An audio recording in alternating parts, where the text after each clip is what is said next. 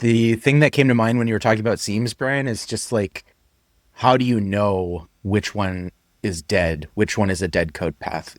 Especially if you're working in a legacy system that doesn't have good safety nets. The other interesting thing has been like, maybe it's worthwhile characterizing the legacy code with like Justin's approach. What did he have that tool, Suture, for identifying and doing like legacy code refactoring with the seam driven approach and identifying those things? Yeah, I'm interested also now. Can we do that quicker with these LLM tools that you can send a probe into a code base and be like, hey, it seems at first glance that the seams in this aren't visible, but I don't have time to check all 30,000 files. Can you go and async figure this out for me and do that? That's one possibility.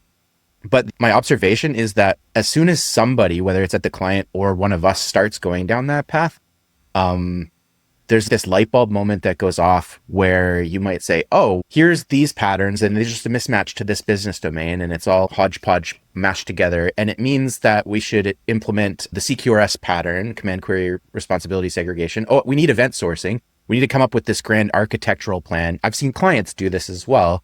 Or they go down the other path and they say, oh, we need to use domain-driven design and surface the bounded context so that all these seams and boundaries become visible. And then that will magically help to surface it. And the risk doing that is now we've painted with a really broad brush and we've just made the problem manifest in a different way. And those seams still aren't clear.